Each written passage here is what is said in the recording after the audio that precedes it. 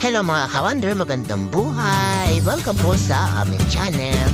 So ayun po, update ko lang po kayo sa mga pusa po nakakulong sa aming pabrika.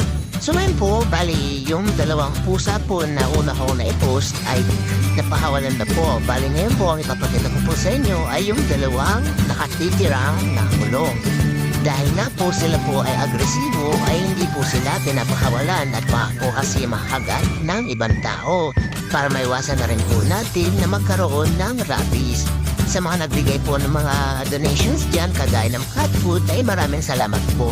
Bali, pinapakita ko na po sa inyo na ang mga pagkain niyo pong binigay sa amin ay pinapakain po talaga namin. So, bali ngayon ay pinapakain po namin muna ng mga tira-tira namin pagkain. Nung sa gawin po ay hindi po agad maubos yung binigay nyo sa amin na mga cat food. Kaya sa mga gustong magbigay ng cat food dyan, kahit isang balot lang, willing naman po kami